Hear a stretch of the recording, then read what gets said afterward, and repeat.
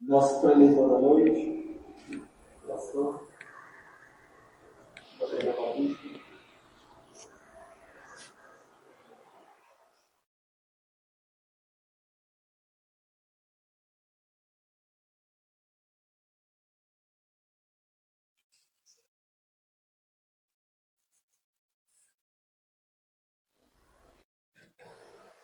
Tá pronto? Vamos orar, irmãos. Mais uma vez. Curva sua cabeça, feche seus olhos. Querido Deus, Senhor, mais uma vez, Senhor. Não deveria ser incansável as vezes que pedimos a Tua direção, Senhor. Hoje, Pai, nesse momento, te pedimos mais uma vez a direção para o nosso pastor, pela Tua palavra, Senhor. Que mais uma vez não seja a palavra de homens, Pai, mas a palavra do Deus vivo na boca dele. Te peço, Pai, não leve em consideração os pecados antigos, não leve, Pai, em consideração os males feitos, mas eu te peço, Pai, por hoje, pelo homem que está aqui, pelo nosso pastor, Pai, Amém. pela vida dele e pelo seu ministério, por essa igreja, Pai, que essa igreja avance, Pai, tanto com essa pregação como muitas outras. Amém. Essa é a minha oração, em nome de Jesus, Pai. Amém. Amém. Graças a Deus. Meus amados, abramos a palavra do Senhor na segunda epístola de Paulo a Timóteo, no capítulo 2,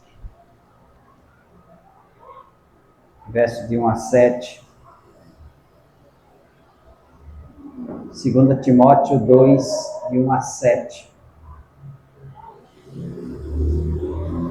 Eu vou ler a palavra, os irmãos acompanhem a leitura da Bíblia.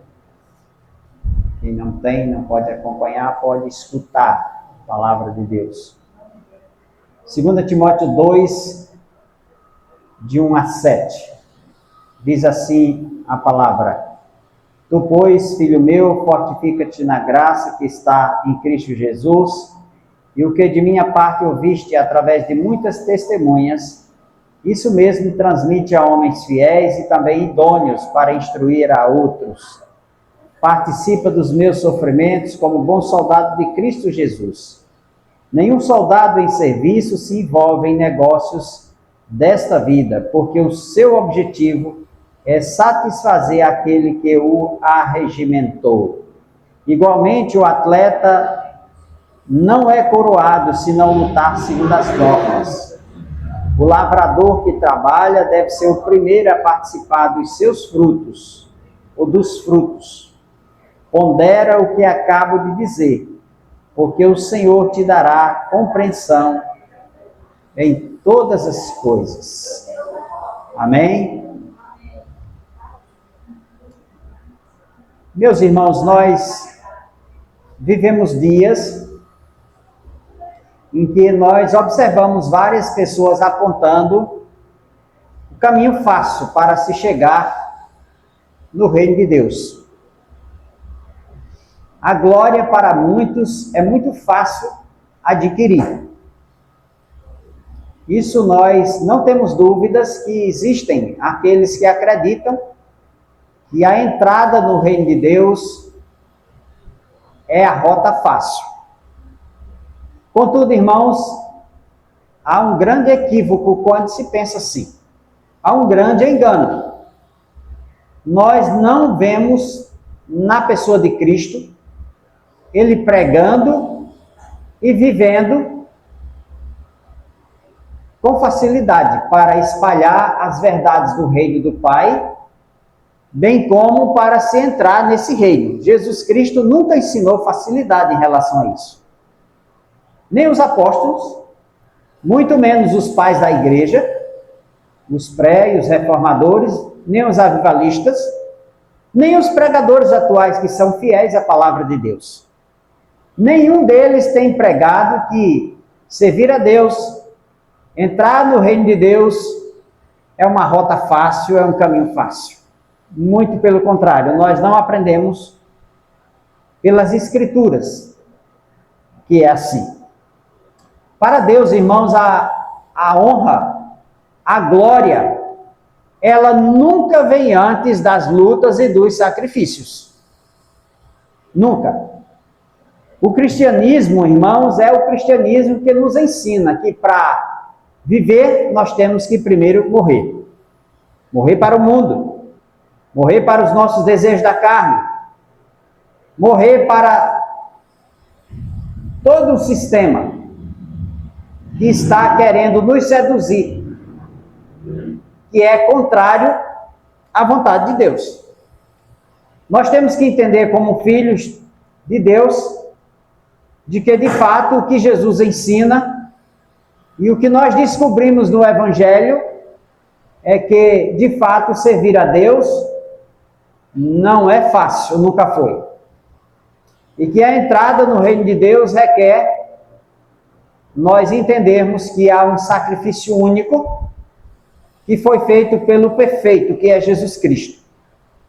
E Jesus, com a sua própria vida, nos tem ensinado que cultivar a fé e caminhar nesta fé, que é dom de Deus, para participar da glória celestial, ela requer de nós sacrifícios, requer de nós um preço a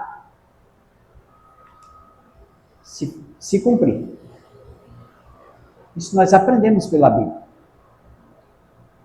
Aqui nós encontramos o apóstolo Paulo fazendo menção, irmãos, de 3 figuras que são importantes nós atentarmos quando nós estamos pensando sobre a entrada no reino de Deus como algo que não é fácil. E realizarmos uma vida cristã que de fato agrada a Deus.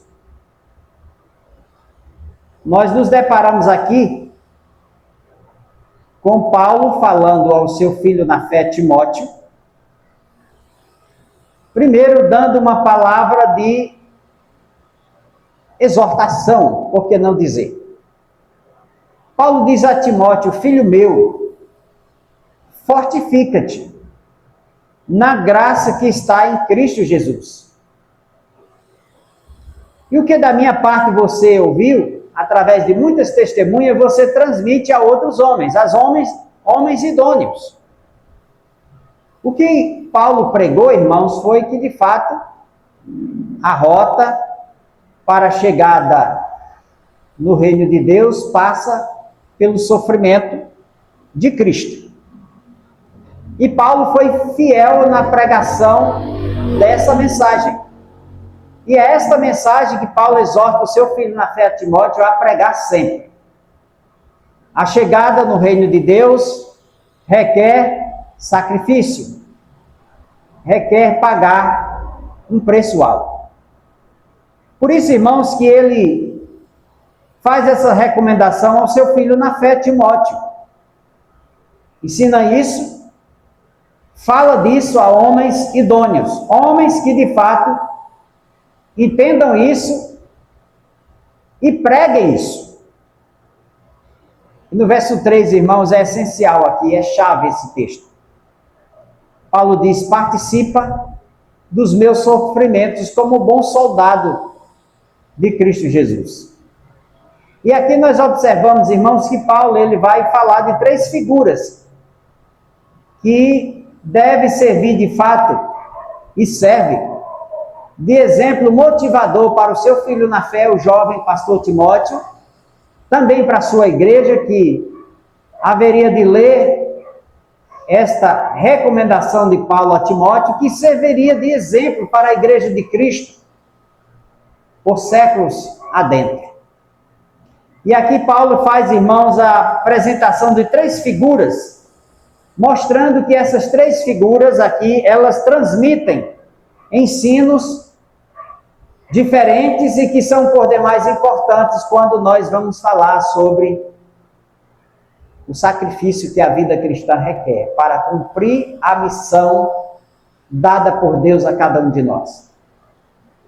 Primeiro, Paulo usa aqui a figura do soldado. O soldado, irmãos, é aquela pessoa que está em prontidão.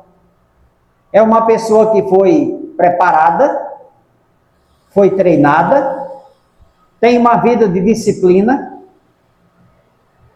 e é uma pessoa que tem que ter a consciência de que a vida não é, ou melhor, a vida é uma constante batalha, uma guerra. E nós, os cristãos, somos considerados pela Bíblia como soldados de Cristo. O soldado é aquele que deve estar em prontidão, ciente de que a qualquer momento ele pode estar em guerra. Tem que estar preparado para as batalhas, para as dificuldades que sempre vão surgir. E a função do soldado é defender aquilo qual ele foi, como se diz, formado e chamado para aquela vocação. E Paulo aplica essa figura do soldado à vida do cristão. Nós, os cristãos, somos soldados de Cristo. Nós precisamos constantemente nos manter numa situação de prontidão, certos de que nós estamos numa batalha espiritual, não é batalha contra pessoas. É uma batalha contra os nossos desejos pecaminosos, carnais. É uma batalha contra o mundo que quer nos assediar e nos afastar de Deus. É uma guerra contra o próprio diabo. Só que essa guerra, conforme nós mencionamos ocasionalmente aqui, quando se trata de uma guerra diretamente contra o diabo, nós não temos poder de lutar contra Satanás. Não temos. Em lugar nenhum, nós encontramos na Bíblia o crente, por mais piedoso que seja, desafiando Satanás. Não existe isso. O papel do cristão, do crente, é se esconder naquele que pode vencer e resistir a Satanás. Quem é esse? Jesus Cristo. Ele é o nosso refúgio, ele é a nossa fortaleza, nosso escudo.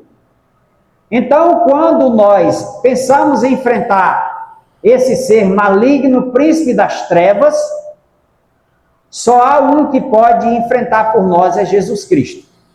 Se Jesus é de fato o nosso defensor, o nosso protetor, nós temos que nos esconder em Cristo. A nossa luta contra o maligno, ela não é ofensiva.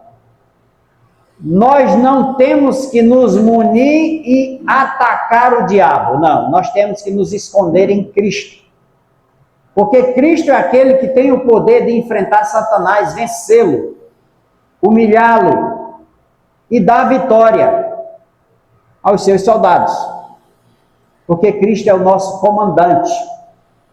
Ele é o nosso general. Aquele que dá vitória aos seus soldados, que vai na frente para defendê-los, para garantir a vitória sobre essa grande batalha, essa guerra espiritual contra Satanás, o inimigo das nossas almas. Então, essa compreensão nós precisamos ter, irmãos. E certamente, quando Paulo fala aqui que nós devemos justamente assumir essa postura de soldado de Cristo, Paulo, com certeza, irmãos, está fazendo essas considerações que nós precisamos entender. A segunda figura que nós aprendemos aqui nesse texto, citado pelo apóstolo Paulo, é a figura do atleta. É impossível nós pensarmos no atleta, ou uma pessoa dizer que é uma atleta, sem que ela não esteja envolvida diretamente com esforço e com determinação. E outra, o atleta é aquele que corre segundo as normas, segundo as regras. Se não seguir as regras e as normas, essa pessoa não pode ser campeão, não pode ganhar medalha, não pode ganhar o troféu. Porque se ela infringiu as regras, se ela não foi uma pessoa determinada e disciplinada, ela não vai chegar lá e ser coroada. Isso pode muito bem, meus irmãos, ser aplicado também à vida cristã. Nós temos que sermos determinados em servir a Deus, em seguir a Cristo, em sermos disciplinados com relação às coisas que Deus quer que nós cumpramos. Em que, pastor, nós podemos ser disciplinados? Que pode agradar a Deus? Podemos exemplificar, sim, com coisas simples aos nossos olhos, mas que são extremamente necessárias. Precisamos sermos disciplinados no falar com Deus, em ter uma vida de oração, falar com Deus na igreja, falar com Deus em casa, no trabalho, onde quer que nós estejamos, irmãos, nós temos que ter uma mente em sintonia com Deus, falar sempre com Deus. Outra, nós temos que sempre ler e ouvir a Bíblia, que é a palavra de Deus escrita, falada aos nossos corações. São duas coisas extremamente necessárias, meus queridos irmãos. E para isso requer de nós o quê? Esforço. Congregar requer de nós esforço, disciplina, porque as distrações são grandes, principalmente no domingo, quando todos descansam dos afazeres, dos seus trabalhos seculares. O que as pessoas fazem com o domingo, meus queridos irmãos? Milhares de pessoas, ao invés de gastar o seu tempo, separar o tempo para vir à casa de Deus, para ir à congregação, para o culto ao Senhor, muitos estão desperdiçando seu tempo com coisas que nada lhe acrescenta, tanto na vida física, bem como na vida espiritual. E o pior, muitos desses se dizem cristãos. Como podem ser cristãos se não entendem que o dia do Senhor é um dia que deve ser reservado para pelo menos 2 horas durante o dia, ser reservado para vir à congregação, para manter a comunhão, para cultuar ao Senhor, para adorá-lo, para ouvir sua palavra, para juntos orarmos? Como eu posso dizer que sou um cristão se um hábito desse é negligenciado? Se eu não faço esforço por isso, me deixo levar por atrações tão frívolas? E uma delas, irmãos, nesse exato momento, pode-se dizer que continua sendo a televisão. A televisão. Então, o bom crente, o bom cristão, é aquele que é disciplinado. É aquele que não se deixa vencer por coisas fáceis. E para isso, irmãos, pode ser uma coisa fácil de se fazer, mas é difícil para muita gente. Sabe por quê, irmãos? Porque muitas pessoas estão condicionadas a isso. Essas que se dizem cristãs, mas não fazem esforços para manter esses hábitos espirituais tão valiosos para a sua vida, não podem dizer que de fato estão honrando o seu chamado vocacional como cristãos. Não estão.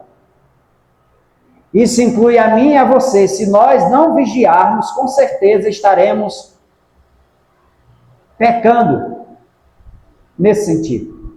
Então, quando Paulo vai falar da figura do atleta, é impossível nós pensarmos no atleta sem incluirmos a questão do esforço, da determinação, da disciplina.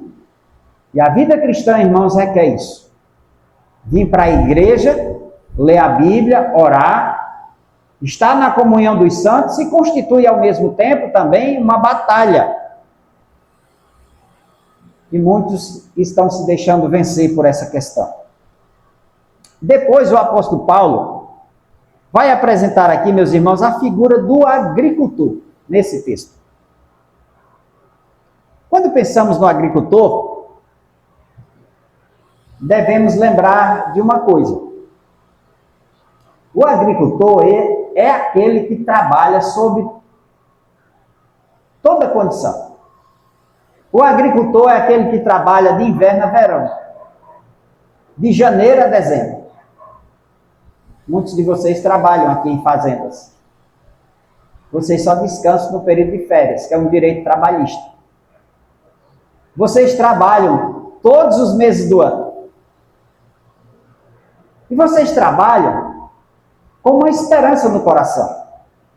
E quem tem sua roça, lavra a terra constantemente, tem que ir para a roça todos os dias, todos os meses do ano, para cuidar daquilo que foi semeado. E por mais que seja difícil cuidar do roçado, uma coisa é certa, e uma coisa motiva o coração daqueles que são agricultores. Qual é a motivação? o salário, que é o fruto do empenho, do esforço, do suor derramado, de dias trabalhados, de meses adentro, de anos a fio. Qual é o resultado disso? O salário. O agricultor, ele semeia, prepara a terra, pulveriza, capina, faz tudo o que é necessário. E se é a roça dele, que tem o investimento direto dele, ele trabalha com muito sacrifício, o tempo todo, pensando numa coisa: colher os frutos da semeadura. Irmãos, a figura do agricultor, quando é apresentada aqui pelo apóstolo Paulo a Timóteo, tem essa intenção de nos dizer que, sob todas as condições, de inverno a verão, nós temos que estarmos envolvidos na obra de Deus. Tem tempos que a gente está meio tristonho, tem tempos que estamos mais alegres, um pouco desanimados, muito animados. São as estações da vida. Às vezes o motivo é uma coisa sentimental, quem sabe relacional, enfermidade física, emocional. Vários fatores, irmãos, podem contribuir para que nos achemos em graus variados, muito animados ou menos animados, é bem verdade. Contudo, meus irmãos, algo não pode se apagar no meu e no seu coração. A esperança de que a vida cristã, ela vale a pena porque ela vai produzir os seus frutos. A igreja do Senhor, os cristãos serão sempre recompensados por Deus. Se não aqui ainda, mas no futuro a coroa, o galardão está garantido para todos aqueles que entendem, meus queridos irmãos, que essas três figuras que são colocadas aqui, elas não são apresentadas sem objetivo. Paulo apresenta essas três figuras aqui, do soldado, do atleta e do agricultor, para que Timóteo, uma vez observando esses três tipos de pessoas que estão empenhadas na sua vocação, Timóteo possa entender que a vida cristã se assemelha a isso. Mas há uma coisa também muito importante que nós observamos aqui nesse texto qual nós lemos. O verso de número 3, Paulo diz assim para Timóteo: participa dos meus sofrimentos como bom soldado de Cristo. Todo cristão, irmãos, é um soldado de Cristo, de Deus. Agora, é bem verdade, irmãos, que tem alguns que se alistam nesse exército, porém, quando começa a batalha, as guerras, ele não aguenta e ele sai do quartel. Abandona.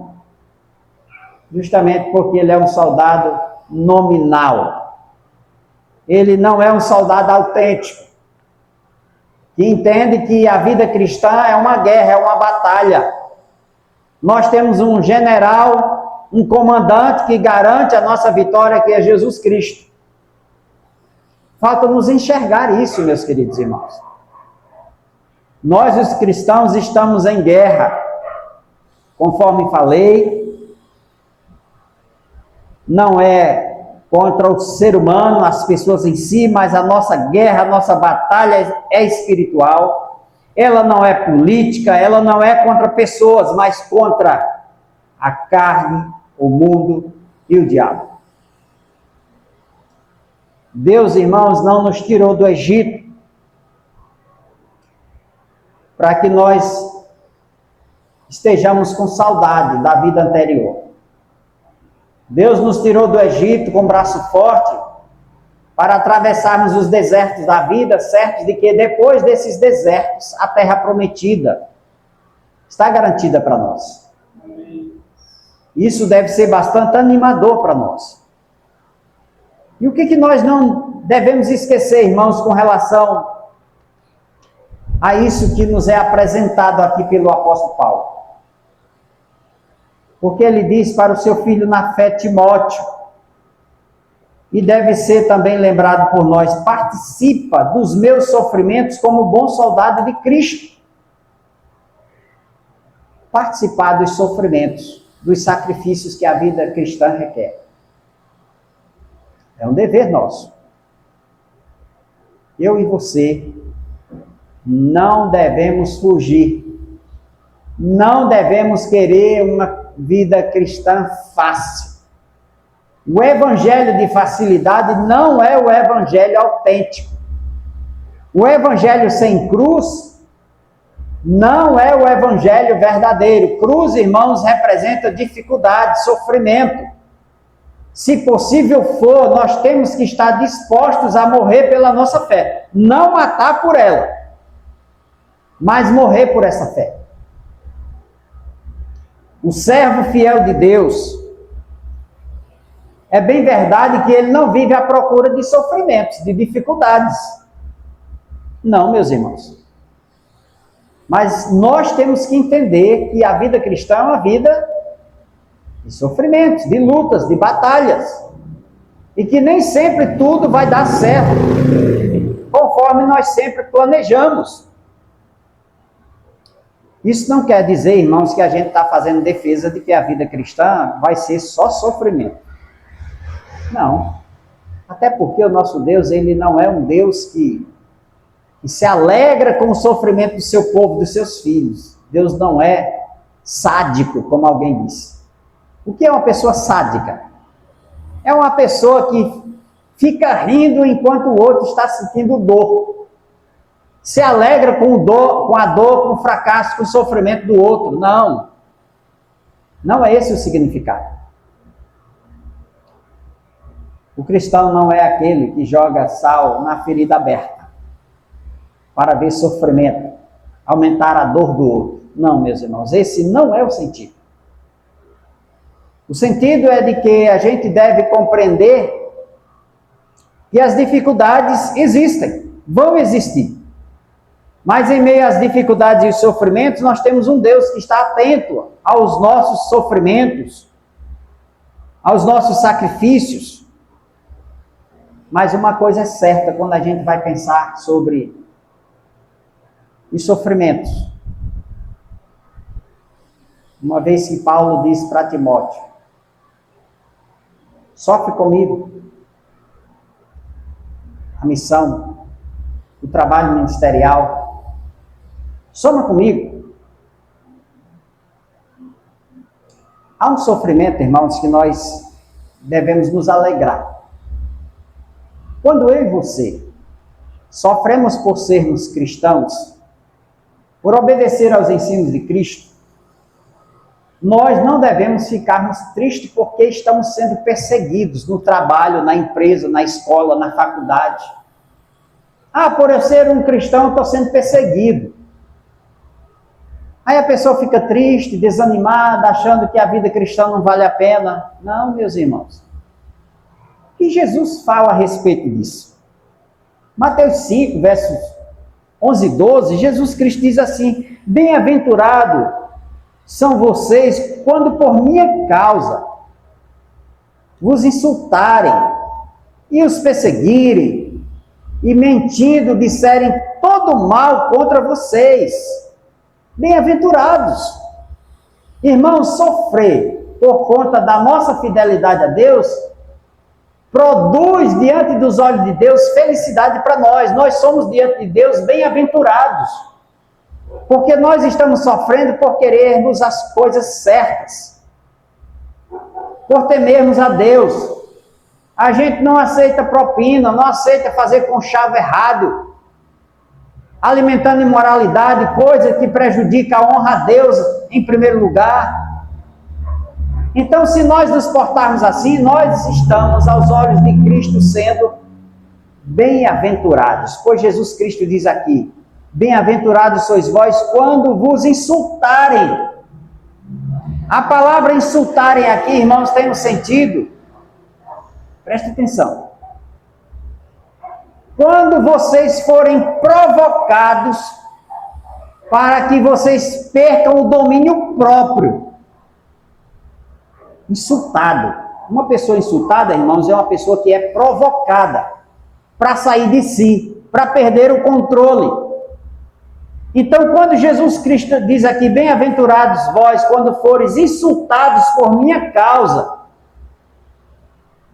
quando vocês forem provocados, tentados a ser uma pessoa que tenha domínio sobre aquele insulto, sobre aquela provocação. Meus irmãos, não é fácil viver essa recomendação de Cristo. Você ser insultado e você resistir. Você fugir daquilo. Você foge não é porque você não tem coragem, você tem medo. Você foge porque você é sábio. Porque você tem domínio próprio. Você entende que se você ficar mais exposto sobre aquela situação, você vai perder o equilíbrio. E é justamente isso, irmãos, que Satanás quer que nós, os cristãos, percamos o equilíbrio das coisas. Então, se nós mantivermos firmes, conforme Jesus Cristo diz aqui, bem-aventurados sois vós, quando vos insultarem, Cristo está dizendo, bem-aventurados são vocês quando vocês se mantêm no domínio próprio. Vocês resistem, vocês são bem-aventurados. Porque aí se estabelece a diferença entre vocês e outros que não conhecem os meus ensinos. Outra palavra que merece a gente destacar aqui no seu significado. A palavra perseguirem que Jesus fala em Mateus 5. A palavra perseguir, irmãos, tem a ver com ataque psicológico, emocional à pessoa. Quantas vezes, meus irmãos, nós estamos sendo atacados emocionalmente, psicologicamente? E Cristo quer, irmãos, que nós aprendamos como reagir diante desses ataques. Ele quer que nós descubramos como nós devemos reagir diante dessa situação. Porque tudo isso, irmãos, são situações que o maligno coloca para que nós venhamos dar brecha para desonrar a Cristo.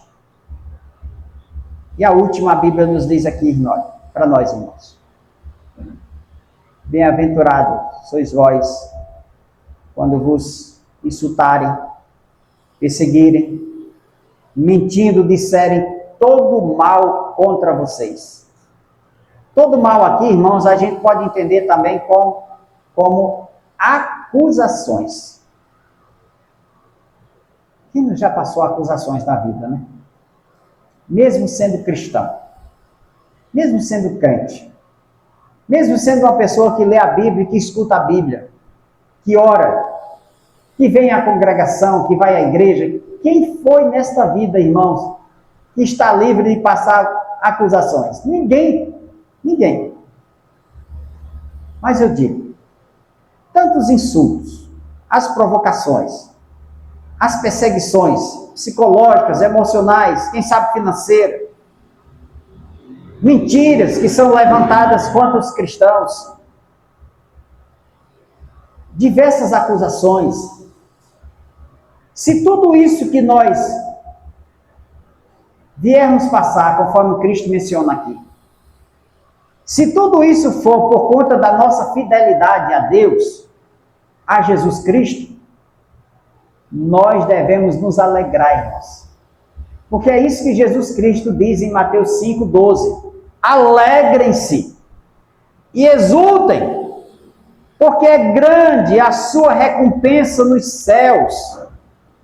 Pois assim perseguiram os profetas que viveram antes de vós.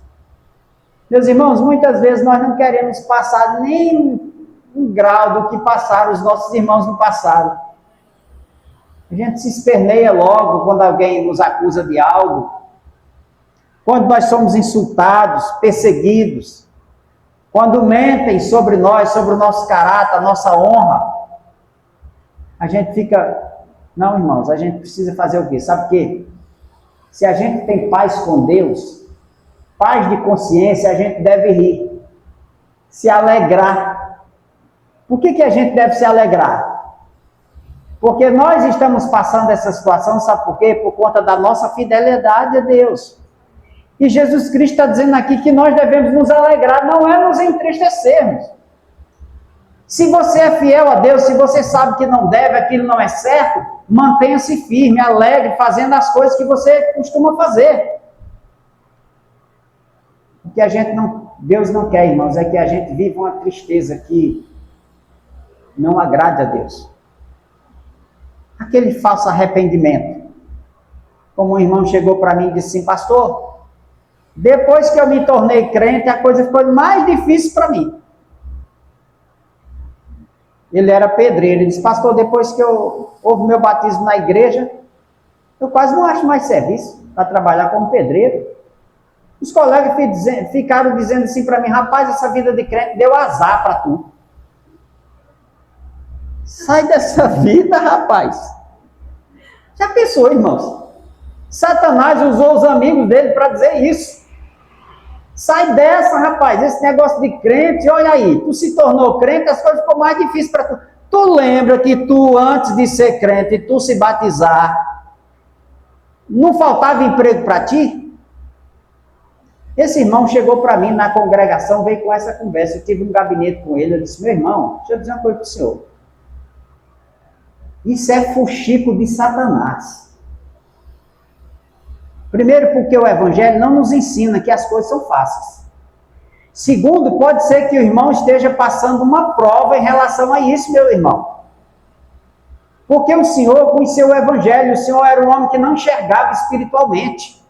E Deus, pela sua bondade e graça, lhe chamou pela pregação da palavra. O Senhor confessou seus pecados. Hoje o Senhor, um homem crente, está na congregação, tem as dificuldades. O Senhor acha que as trevas se agradam disso?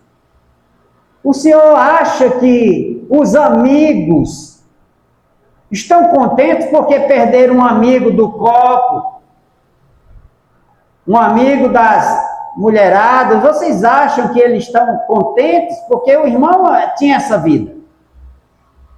Irmão, isso aí é coisa de Satanás. Agora, uma terceira coisa eu quero dizer para o irmão. O irmão é pedreiro, as coisas mudam. O irmão tem se atualizado na sua profissão? É importante que o irmão veja isso aí. Porque as coisas mudam. Em todas as áreas. Isso naquela época eu falei para ele. Em todas as áreas, irmão, nós temos que observar se nós não estamos ficando para trás e nós não estamos nos dando ao esforço necessário para a gente melhorar e se atualizar. Ele disse: pastor, obrigado pelo conselho. Eu disse: leva a sério, a vida cristã tem provas. Não dê ouvidos a essas conversas satânicas para o Senhor deixar a igreja. A vida cristã não é fácil, irmãos, mas é uma vida de graça e de bondade para a sua vida, meu irmão. Ainda bem que ele tomou o conselho. Ele continuou firme, irmãos. Disse: pastor, um bom tempo, ele disse: pastor, aquele conselho foi de Deus. Eu fui ver que eu estava realmente deixando de me atualizar em algumas áreas, e eu fui atrás, e eu melhorei. E Deus foi bom, eu não deixei a congregação. E voltou emprego para mim de forma duplicada. Eu disse: olha, maravilha de Deus, está vendo? Se você fosse dar ouvidos aos fuxiqueiros malignos, aos amigos da onça, onde estaria você? Você voltaria para a vida antiga. Você teria abandonado a Deus. Então eu dei esse conselho para aquele irmão e a coisa mudou para a vida daquele nosso querido irmão. Então são coisas, irmãos, que nós aprendemos pela palavra de Deus, que é preciso nós avaliarmos à luz do que o Senhor nos ensina na sua santa palavra. A segunda e última coisa que eu quero tratar aqui com os irmãos, quando o assunto, irmãos, é justamente sofrimentos, para cumprir a nossa vocação como cristãos, é que nós não devemos nos iludir achando também que todo o nosso sacrifício, nosso empenho aqui também terá recompensa já de imediato. Vamos lembrar do apóstolo Pedro. Pedro, certa vez, chegou para Jesus, isso está em Mateus 19, versículo 27.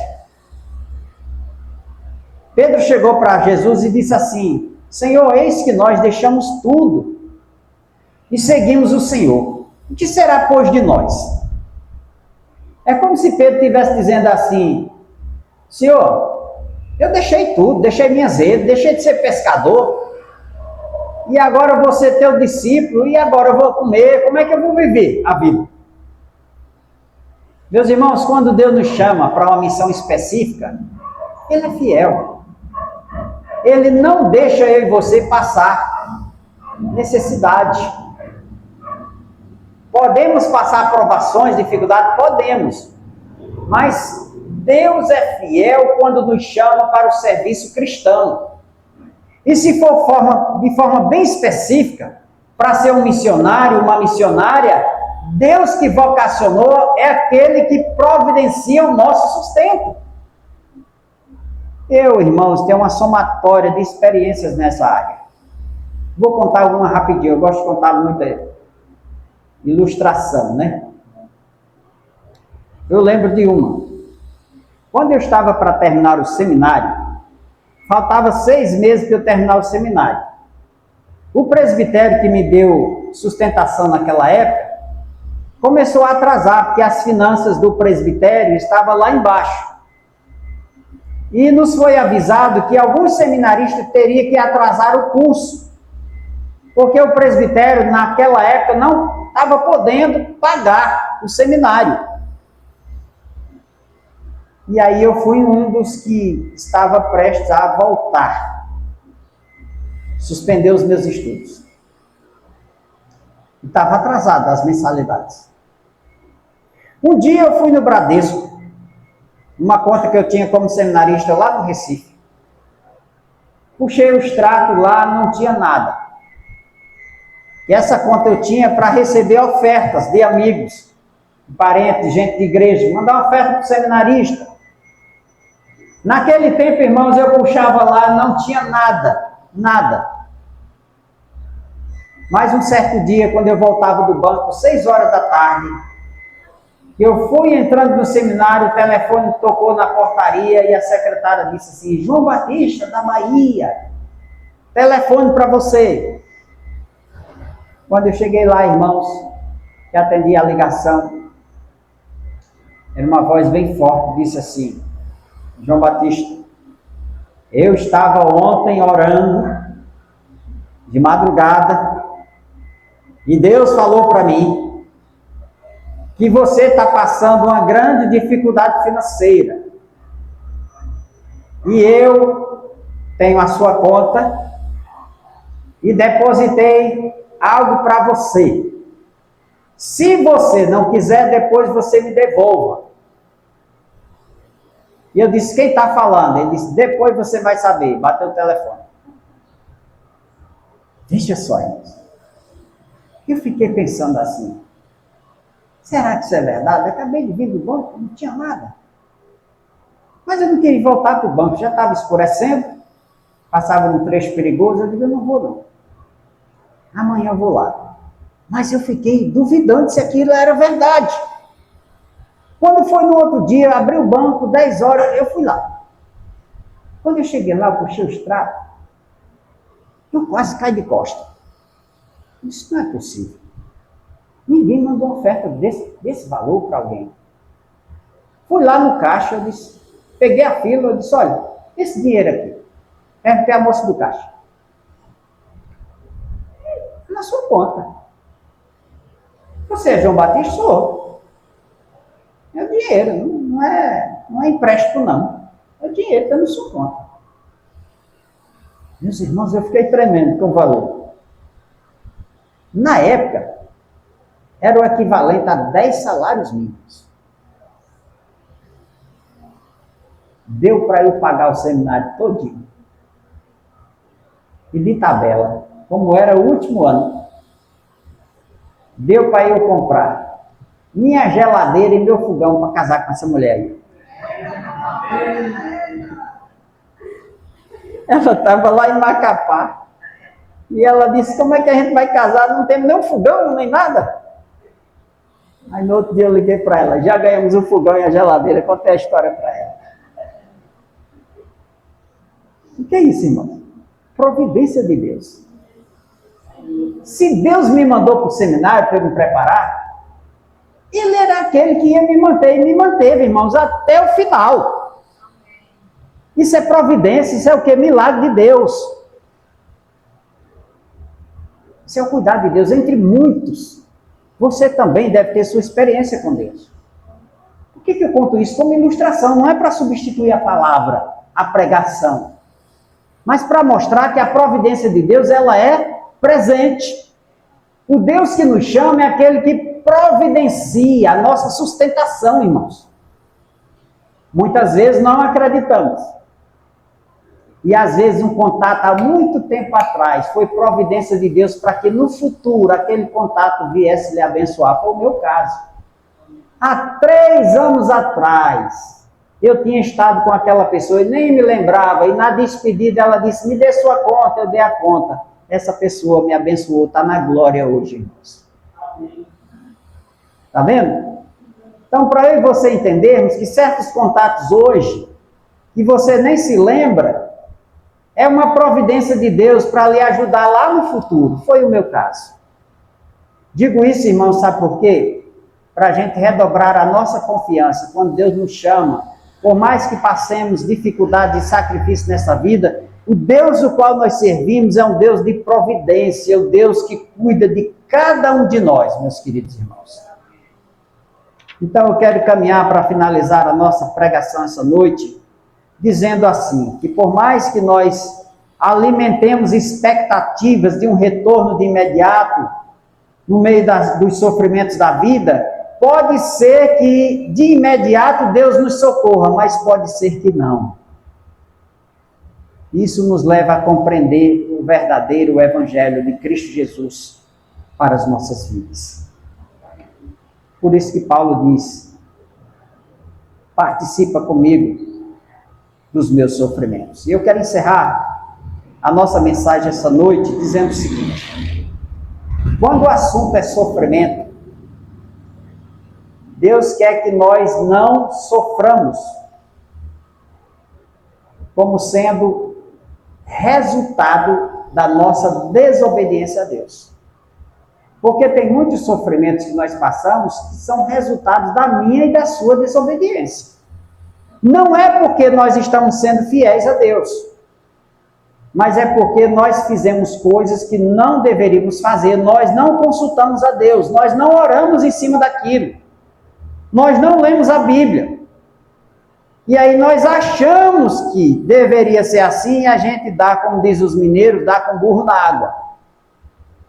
A coisa dá errada. Depois a gente vai se lamentar, achar que foi culpa de Deus. Ah, o que aconteceu? Você orou e deu errado? Mas meu irmão não pediu oração a você? E tem gente que questiona, pastor, o senhor não orou? Não, é? Eu posso ter orado, mas o seu pedido era um pedido interesseiro, que não era para a glória de Deus. Deus não respondeu minha oração. Então nós temos que ter maturidade e sabedoria para entender isso.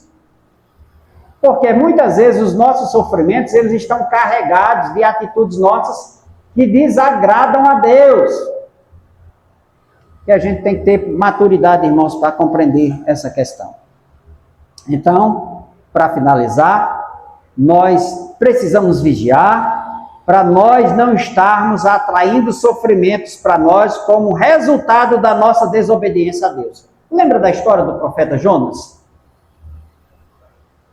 A história de Jonas?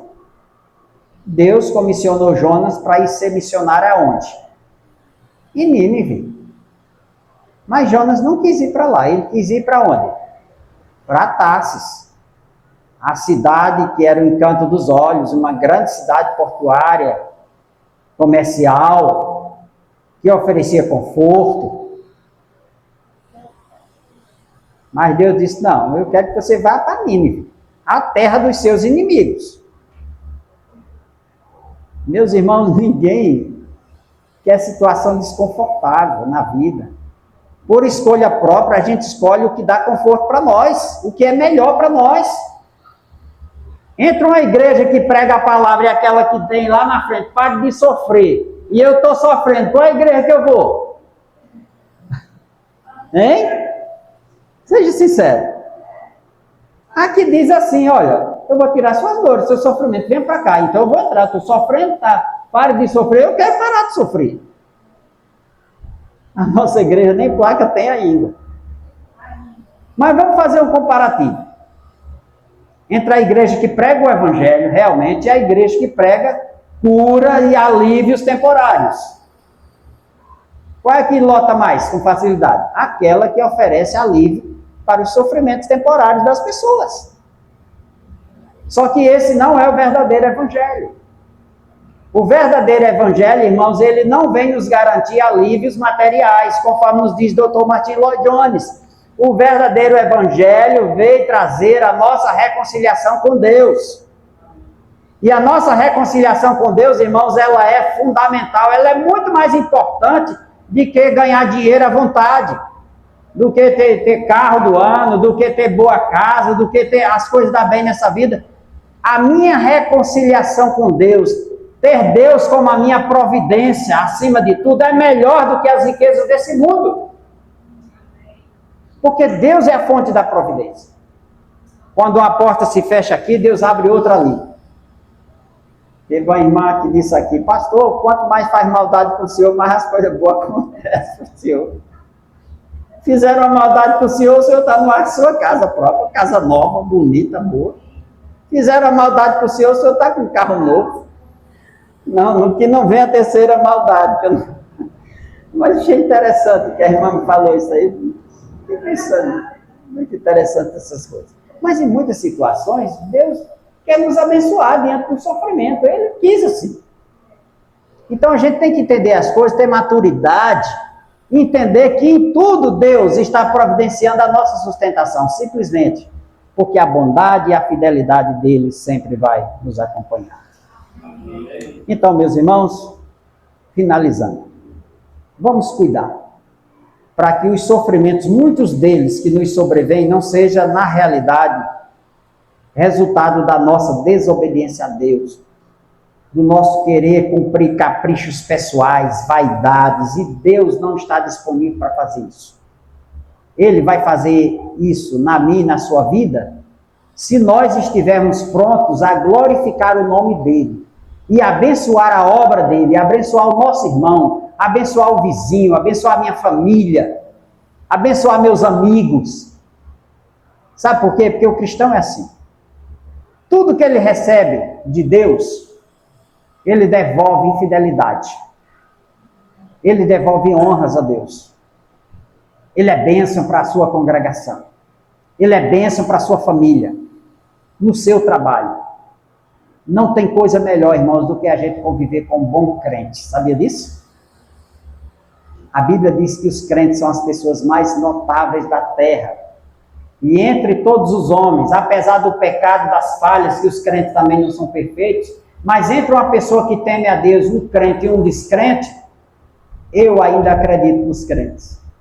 Se eu fosse um empresário, dono de uma empresa, eu sei que tem as leis aí que a gente não pode fazer discriminação, mas em questão de prioridade, se tiver de escolher, sem discriminação, sem infringir as leis, se tiver de escolher entre o profissional na mesma área, um que é crente e que é um descrente, eu vou priorizar o doméstico da fé, porque é isso que a Bíblia fala.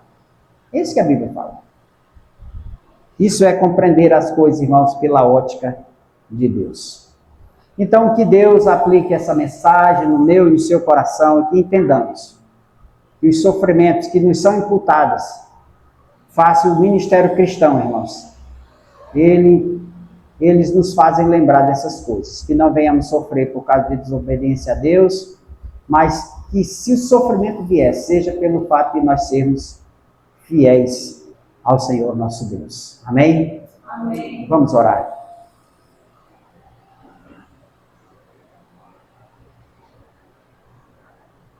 Senhor nosso Deus. Te louvamos, Senhor, por essa palavra que tem exortado o nosso coração para que possamos resistir aos sofrimentos e às provações dessa vida, e que os sofrimentos que viermos passar não seja pelo fato de andarmos em desobediência a Ti, mas pelo fato de sermos fiéis a Ti, Senhor, de amar ao Senhor acima de todas as coisas. Por isso, abençoe o nosso coração, abençoe a Tua congregação, para que essa palavra sirva de exortação, de alimento para as nossas almas. Nós pedimos assim, em nome de Jesus. Amém. Amém.